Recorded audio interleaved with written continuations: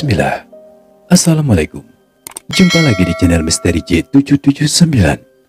Di kesempatan kali ini, Misteri akan membawakan satu kisah yang berjudul Petikan Kecapi Maut. Kisah ini bermula pada tahun 1987 yang silam. Pak Anwar, seorang pria lajang yang sudah berumur, yang piawai memainkan kecapi. Tapi di setiap aksi panggungnya selalu menelan korban nyawa. Bagaimana alur cerita yang sebenarnya? Yuk kita simak bersama-sama. Dan inilah kisah selengkapnya.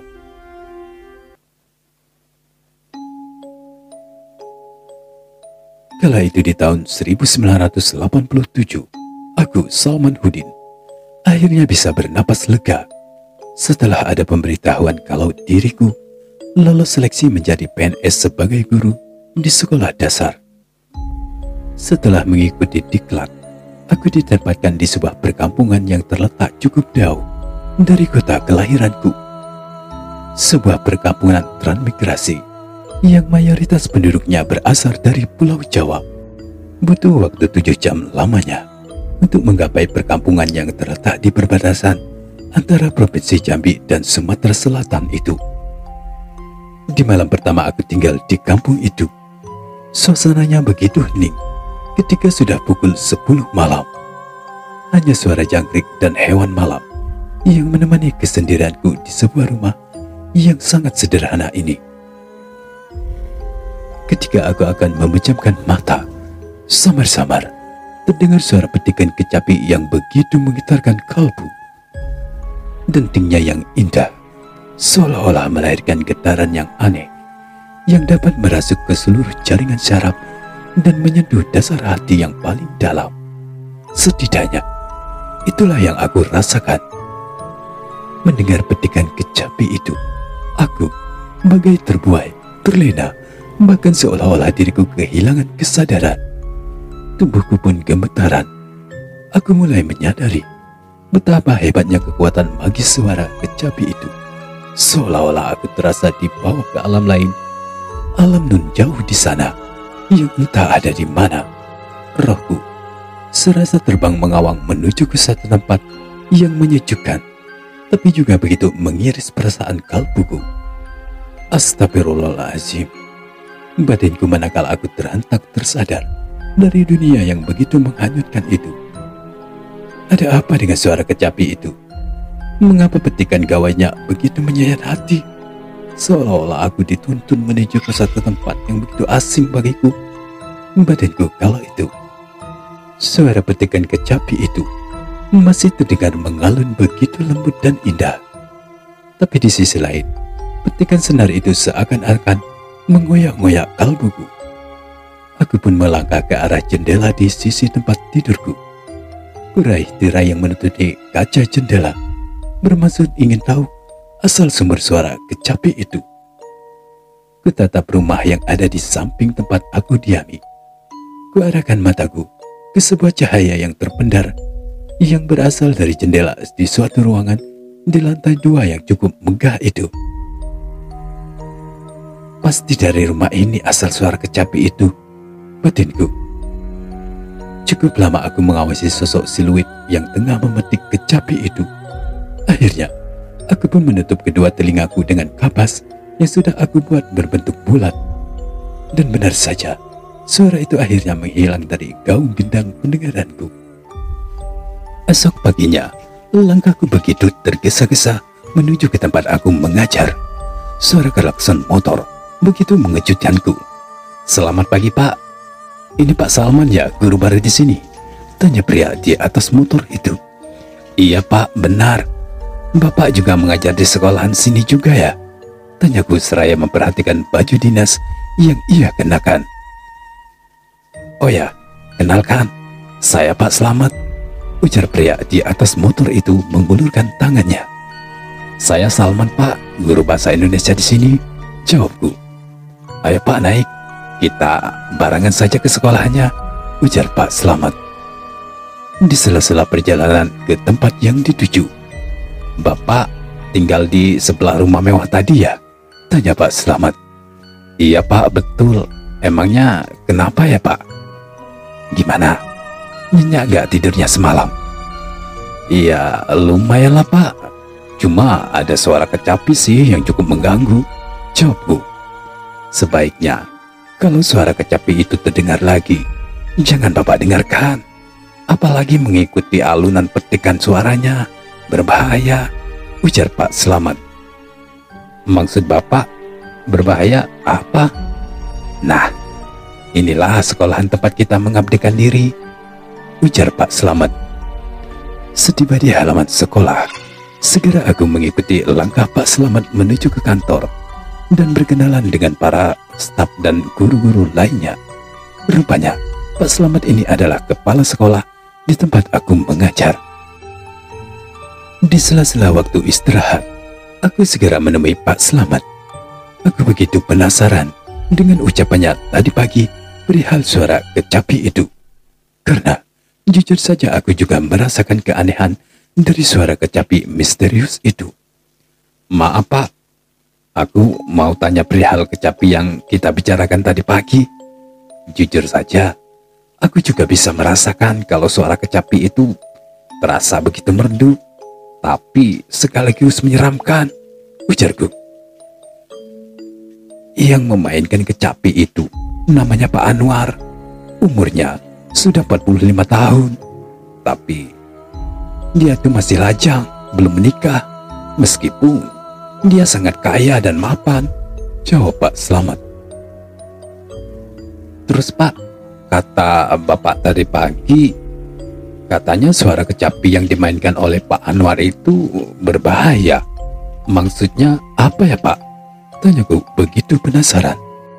Rumah yang Pak Salman tempati itu dulu ditinggali oleh satu keluarga dengan satu orang anak kecil. Di suatu pagi, mereka ditemukan sudah tewas. Tanpa sebab, menurut dokter, mereka terkena serangan jantung. Tapi, anehnya, masa iya sih anak umur 5 tahun terkena serangan jantung? Makanya, banyak warga yang beranggapan suara kecapi Pak Anwar lah penyebabnya, jawab Pak Slamet. Singkat cerita, jam pelajaran hari itu pun berakhir. Aku berjalan kaki menuju ke rumah yang aku tinggali. Butuh 15 menit lamanya untuk menggapai rumah tersebut. Ketika akan melewati rumah yang terbilang mewah yang ada di samping rumahku, aku melihat sesosok pria kurus, berwajah tirus dan kuyu, tengah merapikan tanaman hias yang ada di halaman rumahnya.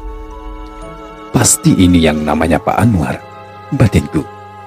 Segera aku menuju ke arah beliau, bermaksud ingin memperkenalkan diri. Selamat siang Pak, maaf kalau saya mengganggu Bapak. Saya Salman, yang menempati rumah itu, ujarku, seraya menunjuk ke arah bangunan yang ada di samping rumah beliau. Oh iya, saya Pak Anwar, pemilik rumah ini, ujar Pak Anwar yang terlihat kurang begitu bersahabat. Oh iya Pak, salam kenal. Saya guru baru di sekolah di ujung desa itu. Kalau begitu, saya permisi dulu ya Pak. Iya, jawab Pak Anwar singkat. Aneh sekali sikap Pak Anwar ini, batinku. 1 bulan telah berlalu. Suara kecapi yang merdu dan sayu itu terkadang mampu membuat hatiku dipilin-pilin oleh tangan gaib. Seolah-olah ada satu kekuatan yang menuntunku ke suatu tempat. Aneh sekali Pak Anwar ini. Kenapa hanya di malam Jumat saja dia memainkan kecapinya? Malah dia menolak setiap tawaran manggung di malam Jumat. Batinku di suatu malam ketika Pak Anwar sudah memetik kecapinya.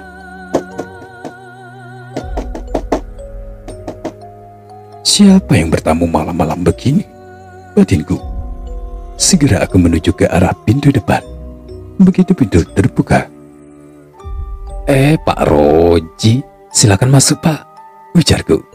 Maaf Pak Salman, kalau saya mengganggu waktu istirahat Bapak, ujar Pak Roji, penjaga sekolah di tempat aku mengajar. Oh, enggak apa-apa Pak Roji, aku malah senang kok Bapak berkunjung ke sini. Jadi aku ada teman ngobrol daripada aku bengong dengerin alunan kecapi itu, jawabku. Itulah salah satu alasan Bapak datang ke sini. Ingin cerita tentang Pak Anwar, ujar Pak Roji. Iya Pak Roji, Pak Anwar itu sedikit agak aneh. Terkadang di rumahnya itu aku mendengar ada tawa canda ria. Kupikir itu seorang perempuan panggilan yang sedang bercumbu mesra dengan Pak Anwar. Tapi ternyata begitu aku amati, orang itu ternyata laki-laki yang seumuran dengan Pak Anwar. Jawabku. Laki-laki itu namanya Pak Suryo. Mereka berteman sejak remaja. Mereka berdua itu sama-sama penggila kecapi. Pak Suryo itu juga masih lajang, jawab Pak Roji. Jadi mereka berdua itu belum menikah ya Pak? Belum. Kau mau tahu cerita yang sebenarnya tentang mereka berdua? Tanya Pak Roji. Iya Pak, ayo lanjut ceritanya, jadi penasaran saya. Sebenarnya Bapak datang ke sini karena khawatir dengan Pak Salman. Sebab alunan kecapi itu bisa membuat jiwa seseorang kosong dan dituntun ke alam lain. Kalau jiwa kita telah masuk ke alam gaib itu, tak akan pernah bisa kembali lagi. Seperti yang terjadi pada penghuni rumah ini sebelumnya, ujar Pak Roji. Aku hanya terdiam mendengar penuturan Pak Roji. Kalimat demi kalimat yang terucap dari mulutnya, aku dengarkan begitu seksama. Pak Suryo itu paman saya. Beliau tinggal di kota Jambi. Memang sesekali beliau datang berkunjung ke rumahnya Pak Anwar. Beliau itu sekaligus manajernya. Jadi segala kegiatan manggung beliau, Pak Suryo lah yang mengatur jadwalnya. Pak Anwar itu asli orang Jawa ya Pak Roji? Iya Pak Salman, Pak Anwar itu asli orang Jawa. Beliau anak tunggal, tapi kedua orang tuanya meninggal semasa Pak Anwar masih remaja. Sedangkan pamanku itu aslinya orang Jambi. Tapi mereka berdua berteman sejak dari kecil dan suka sekali memainkan kecapi. Sehingga mereka berdua pun bercita-cita ingin menjadi pemain kecapi terkenal.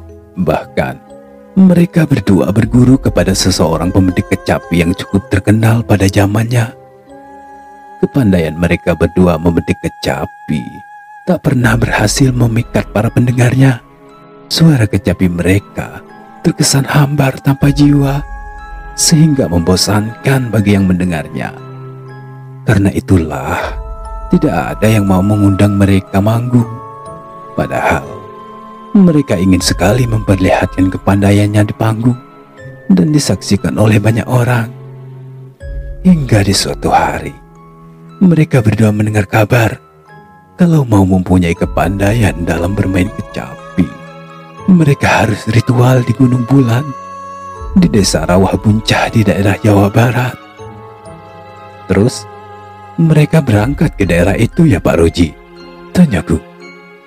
Iya, dengan modal nekat mereka berangkat ke tanah Jawa. Sejenak Pak Roji menghentikan ceritanya seraya meneguk segelas kopi yang aku hidangkan.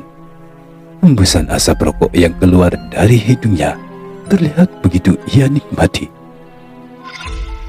Ceritanya, setibanya mereka di tempat yang dituju, sebelum ritual, banyak sekali ubur rampe yang harus disiapkan. Seperti 2 ekor ayam cemani, cermin bulat yang kecil, bunga 7 warna, 12 telur ayam kampung, serta 7 buah telur angsa. Setelah semua siap, mereka berdua diajak oleh sang kuncen ke sebuah gua di gunung tersebut.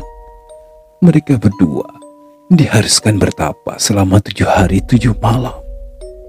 Namun di hari kelima, Mang Suryo tumbang karena daya tahan tubuhnya lemah. Akhirnya tapa beliau pun batal. Tapi tidak dengan Pak Anwar. Dia bisa menyelesaikan tapanya hingga 7 hari 7 malam. Akhirnya beliau pun dinyatakan berhasil dalam tapa itu. Jadi ritual semacam itu emang ada ya Pak Roji? Tanyaku yang begitu penasaran. Ya, tentu saja ada, Pak Salman. Buktinya, setelah Pak Anwar dinyatakan lulus bertapa di gunung itu, petikan kecapi Pak Anwar memang terasa sangat menakjubkan. Seiring berjalannya waktu, beliau pun sering diundang ke berbagai tempat untuk manggung. Permainan kecapinya itu kini jadi sangat memikat, membuat para pendengarnya selalu terbuai. Bahkan banyak yang menggila-gilainya. Pak Roji, kata para warga, dentingan dawai kecapi Pak Anwar yang lembut itu kabarnya mampu membuat orang terbang ke awang-awang, menghanyutkan kalbu dengan nuansa yang bahagia. Tapi, mengapa di setiap pementasannya selalu memakan korban nyawa manusia? Tanyaku kepada Pak Roji. Pak Roji menatap ke arah rumah Pak Anwar, seolah-olah beliau mulai terhanyut dengan alunan kecapi yang terdengar begitu menyayat hati. Sadar kalau Pak Roji mulai terlena, aku pun segera menyadarkan beliau. Pak Roji, ujarku dengan nada suara yang keras. Pak Roji pun tersadar dari hayalan semuanya. Oh, maaf Pak Salman, terima kasih sudah menyadarkanku, jawabnya. Dentingan kecapi Pak Anwar itu, suara kecapinya sepertinya datang dari alam lain. Saking kuatnya ruh petikan kecapinya, konon orang-orang yang meninggal mendadak itu karena jantungnya tak kuat menahan gelora jiwanya seusai mendengar suara kecapi lelaki lajang itu. Tapi Bapak rasa orang-orang yang meninggal itu dibawa ke alam lain? Jawab Pak Roji panjang lebar. Pak Anwar itu julukannya si kecapi maut, ya kan Pak? Tapi namanya kok semakin melambung ya? Apa para penonton tidak takut hal yang serupa bisa menimpa pada diri mereka? Tanyaku sekali lagi. Itulah salah satu keanehannya. Tapi yang lebih aneh lagi, beliau tidak mau pentas di malam Jumat, apalagi di malam Jumat Kliwon. Tuh, kau lihat sendiri, beliau akan bermain kecapi di atas pohon depan rumahnya itu. Makanya Bapak datang ke sini melihat keadaan Pak Salman. Pokoknya kau jangan dengarkan alunan kecapi itu, berbahaya, ujar Pak Roji. Pak Roji melirik ke arah jam dinding yang telah menunjukkan pukul 12 malam. Pak Salman, aku permisi pulang dulu ya. Ingat, kau jangan dengarkan alunan kecapi itu, tegas Pak Roji sekali lagi. Ketika Pak Roji melangkah meninggalkan halaman rumah, aku terus memperhatikan beliau yang berlari-lari kecil ketika akan melewati rumah Pak Anwar. Suara kecapi yang dipetik oleh Pak Anwar akan terus mengalun hingga subuh tiba. Entah kekuatan dari mana yang beliau dapatkan, sepertinya tak ada rasa lelah dalam dirinya. Esok paginya, ketika aku akan menuju ke sekolahan, aku dikejutkan oleh suara Pak Anwar yang secara tiba-tiba memanggilku dari atas pohon yang ada di halaman rumahnya. Pak Guru, tunggu sebentar, ujarnya. Begitu beliau sudah turun dari atas pohon, aku hanya berdiri tertegun di tengah jalan kampung yang bertemankan embun pagi. Selamat pagi Pak Guru, mau berangkat ngajar ya? Iya Pak Anwar, ada apa ya Pak? Pak Guru, kalau saya ada salah, saya minta maaf ya. Mau kan Pak Guru memaafkan saya? Ujar Pak Anwar seraya menjabat tanganku. Iya Pak Anwar, Bapak tidak ada salah kok dengan saya. Untuk apa minta maaf? Jawabku. Sekali lagi, saya minta maaf ya Pak Guru, ujarnya lagi. Aku menatap ke arah wajah Pak Anwar. Terlihat jelas ketulusan yang terpancar dari matanya. Ada apa dengan Pak Anwar pagi ini? Batinku bergumam. Singkat cerita, waktu terus bergulir. Tak terasa jam sekolah pun usai. Kembali, aku berjalan ke arah kediaman yang aku tempati. Langkahku terhenti manakala kulihat Pak Anwar sedang di atas pohon yang biasa ia bermain kecapi. Tapi kali ini ia bukan sedang memetik kecapinya, tapi beliau tengah memotong-motong dahan pohon tersebut. "Pak Anwar, perlu aku bantu nggak?" teriakku. "Ah, nggak usah Pak Guru," jawab Pak Anwar. "Kalau perlu bantuan nanti beritahu saya ya Pak," ujarku. Mendengar ucapanku, Pak Anwar hanya diam saja dan terus memotong-motong dahan serta cabang yang cukup besar itu. Sore harinya, kala itu cuaca begitu mendung, aku duduk di sebuah kursi tua di beranda rumah. Kuarahkan pandangan mataku ke arah pohon yang berada di depan rumah Pak Anwar. Terlihat setiap warga yang lewat selalu menawarkan dirinya untuk membantu Pak Anwar. Tapi anehnya, setiap tawaran itu selalu ia tolak. Bahkan, setiap ada warga yang kebetulan lewat depan rumahnya, Pak Anwar selalu menyapa seraya meminta maaf. Hal yang sangat bertentangan dari sifatnya yang cuek dan tertutup. Samar-samar dari kejauhan, aku melihat Pak Roji yang berjalan kaki bersama dengan seorang yang seumuran dengan Pak Anwar. Siapa itu? Apa beliau pamannya Pak Roji? Batinku kala itu. Selang beberapa menit kemudian, tibalah mereka dekat pohon di halaman rumah Pak Anwar. "Anwar, perlu kami bantukah?" tanya pria itu. "Ah, enggak usah Suryo, tunggu sajalah di bawah. Aku akan segera turun," jawab Pak Anwar. Setelah sekian waktu berlalu, akhirnya Pak Anwar pun turun dan memeluk sahabat karibnya itu. "Anwar, apa kamu sudah benar-benar yakin dengan keputusanmu ingin menebang pohon ini? Kau tahu sendiri risikonya kalau itu kau lakukan," ujar Pak Suryo. Aku tercekat mendengar ucapan Pak Suryo yang cukup keras itu. Apa maksudnya? Apa pohon itu yang memberikan tuah kepada Pak Anwar? Batinku. Aku terus menajamkan pendengaranku. Entahlah, baru kali ini aku begitu penasaran dengan urusan orang lain. "Iya Suryo, umurku ini kan sudah tua. Sebentar lagi, waktuku akan habis.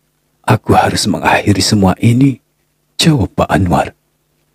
Dari jarak yang tak begitu jauh, aku masih bisa melihat rasa khawatir di raut wajah Pak Suryo yang mendengar keputusan sahabatnya itu. 1 minggu lamanya Pak Anwar menyelesaikan pekerjaannya memangkas dahan-dahan pohon itu sendirian. Sementara Pak Suryo hanya melihatnya dari bawah pohon. Terkadang sembari memotong ranting-ranting di atas batang kayu itu, beliau menyenandungkan tembang-tembang Cianjuran dengan suaranya yang sangat merdu. Sesekali, ia juga berdendang ria. Tak jarang juga kecapinya juga dibawa ke atas pohon, seolah-olah beliau sedang mempersembahkan petikan kecapinya kepada pohon tersebut. 2 minggu telah berlalu. Akhirnya, pohon yang cukup besar itu berhasil ia tumbangkan. Kayu serta dahan-dahan pohon itu segera ia tumpuk di belakang rumahnya. Hingga di suatu malam, aku melihat kobaran api di belakang rumah Pak Anwar. Aku tak berani mendekati beliau. Yang mampu aku lakukan hanya menatap ke arah dirinya. Aku sempat melihat Pak Anwar melemparkan sesuatu ke dalam kobaran api itu. Seketika, tercium olehku bau kayu yang terbakar, bercampur dengan bau kemenyan yang cukup menyengat hidungku, membuat kepalaku begitu teramat pusing. Aku terus menatap ke arah Pak Anwar, yang sesekali mulutnya berkomat-kamit, melapalkan mantra-mantra. Mata tuanya terpejam, kerutan dahinya terlihat jelas. Sepertinya beliau menahan rasa perih atau mungkin saja kesedihan yang sangat mendalam yang ia rasakan. Namun, apapun penyebabnya, aku tak tahu pasti. Yang jelas, timbul rasa kasihan di hatiku. Tapi aku hanya bisa mengusap dadaku, seolah-olah aku juga merasakan apa yang dirasakan oleh Pak Anwar. Aku terkesiap ketika Pak Anwar memanggilku. Aku pun segera berlalu. Tanpa mengucapkan sepatah kata apapun, beliau menyerahkan sebuah patung kecil yang terbuat dari kayu dan berlalu begitu saja. Tapi langkahnya terhenti sejenak dan berkata, "Kalau aku sudah tidak ada lagi, kau hubungi Pak Suryo. Serahkan gantung itu," ujarnya seraya berlalu begitu saja. Aku pun berlalu seraya menuju ke arah rumah kediamanku. Waktu telah menunjukkan pukul 9 malam. Aku beranjak keluar bermaksud akan ke warung. Di tengah perjalanan, aku berpapasan dengan Pak Anwar yang berjalan cepat sambil mengapit kecapi kesayangannya.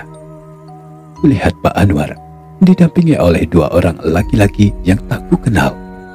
Keduanya sama-sama berpakaian hitam-hitam dengan memakai ikat kepala yang berwarna hitam juga. Sementara Pak Anwar kulihat juga berpakaian necis dengan kepala yang berhiaskan bindu, ciri khas beliau. "Mau manggung kemana Pak Anwar?" tanyaku. Namun anehnya, tak ada satu kata pun yang terucap dari mulut tuanya. Bahkan samar-samar, kulihat wajahnya yang kuyu dan pucat, seperti tak berdarah lagi. Bersapa lagi beliau, bahkan dengan nada suara yang cukup keras. "Pak Anwar, mau panggung kemana Bapak?" Namun, Pak Anwar tetap tak menjawab, bahkan menoleh pun tidak. Padahal tadi sore, beliau begitu ramah kepada diriku. Pasti Pak Anwar sedang terburu-buru. Mungkin juga beliau dipanggil untuk manggung di kampung sebelah. Batinku menduga-duga. 3 sosok itu berjalan keluar kampung menuju ke jalan utama. Ku tatap punggung ketiga laki-laki itu. Sekilas, Pak Anwar menoleh dengan tatapan mata yang sangat sayu, seolah-olah ia ingin mengucapkan sesuatu. Aku beranjak dari warung yang ada di ujung desa. Aku merasa sedikit heran ketika kulihat banyak warga yang menuju ke arah pangkal desa. Dengan langkah yang tergesa-gesa, aku pun menyusul para warga itu. Pak Roji, Pak!" seruku ketika kulihat Pak Roji ada di antara para warga. Pak Salman, dari mana Pak?" "Dari warung Pak Roji." "Ada apa ya Pak, kok banyak warga yang tergesa-gesa, mau kemana ya?" tanyaku. Pak Roji terdiam sejenak. "Ini Pak, kita mau ke rumahnya Pak Anwar. Beliau meninggal dunia tadi," jawab Pak Roji. Enggak mungkin Pak Roji. Lawang saya jumpa dengan beliau di jalan waktu mau ke warung tadi. Bahkan beliau berpakaian rapi dengan membawa kecapinya, jawabku. "Ayo Pak, sebaiknya kita cek dulu ke rumahnya," jawab Pak Roji. Sepanjang jalan, aku terus berpikir dan tak percaya dengan ucapan Pak Roji. Tapi ketika kami sampai di rumah Pak Anwar, sudah banyak sekali warga yang melayat. Aku tertegun melihat satu sosok yang terbujur kaku dengan wajah yang pucat pasi. Aku terasa bermimpi dengan segala keganjilan yang telah aku alami. Akhirnya aku pulang ke rumah sejenak dan akan melakukan amanat terakhir dari almarhumah Pak Anwar. "Pak Suryo, sebelum Pak Anwar meninggal, beliau menitipkan benda ini kepada saya. Beliau juga memerintahkan supaya menyerahkan ini ke Bapak," ujarku seraya menyerah sebuah batu kecil berwarna hitam kecoklatan. Pak Surya pun menerima dengan tangan yang sedikit gemetaran. Sekilas, aku lihat ada butiran-butiran air bening yang keluar dari bola mata redupnya. "Anwar, aku pasti akan menemanimu di sana agar kau tak kesepian," ujar Pak Suryo. Aku hanya terdiam mendengar ucapan Pak Suryo. Aku yakin ucapan itu keluar dari mulutnya karena ia sedang sedih kehilangan sahabat karibnya itu. Waktu terus bergulir, dari detik berubah ke menit hingga ke hari. 3 hari sejak kepergian Pak Anwar, secara tiba-tiba Pak Roji mengabarkan kalau pamannya sudah meninggal tanpa diketahui sebabnya. Menurut cerita Pak Roji, patung kecil yang aku berikan kepada Pak Suryo berisikan arwah-arwah para korban kecapi maut Pak Anwar. Patung kecil itu selalu dibawa Pak Anwar setiap kali ia pentas. Roh-roh itulah yang menjiwai setiap petikan kecapi Pak Anwar hingga mampu menghanyutkan kalbu para pendengarnya. Di setiap satu petikan akan ada satu roh yang akan mendiami nada kecapi itu. Para roh itulah yang akan memberikan kekuatan magis kepada kecapi Pak Anwar. Pak Suryo mengorbankan dirinya demi membebaskan roh-roh yang ada di dalam patung itu. Tapi sebagai gantinya, rohnya lah yang akan dibawa ke alam gaib bersama dengan roh Pak Anwar. Akhir ucapan Pak Suryo di depan jenazah Pak Anwar benar-benar ia laksanakan. Kini kedua sahabat penggila kecapi itu sudah bersatu kembali di alam gaib. Entah apa yang akan terjadi dengan mereka berdua di sana. Yang pasti, aku yakin mereka akan lebih baik jika bersama-sama. Kini tak ada lagi suara denting kecapi yang membelai-belai sukmaku. Suasana kampung begitu hening. Namun anehnya, setiap malam Jumat Kliwon, sayup-sayup aku mendengar canda tawaria dua pria yang memainkan kecapi yang diiringi syair-syair bahagia. Tapi di tengah malam, suara kecapi itu akan mengalunkan begitu sendu. Denting dawainya membelah kesunyian malam yang sepi. Suara kecapi itu bercampur dengan suara tangisan yang begitu mengiris kalbu. Tapi entah dari mana datangnya suara itu, aku juga tak tahu pasti. Yang pasti, aku begitu mengenal suara tangisan itu. Suara itu milik Pak Anwar dan Pak Suryo. Ya, suara tangisan pilu dua sahabat penggila kecapi. Allahu a'lam, hanya Allah Subhanahu wa Ta'ala lah yang mengetahui rahasia ini sesungguhnya.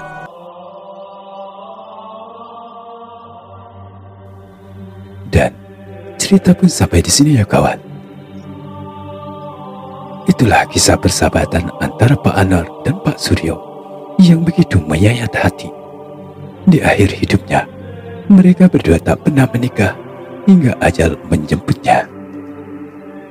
Oke kawan, semoga kalian terhibur dengan kisah tadi. Semoga dari cerita tadi dapat dijadikan pelajaran untuk kita semua.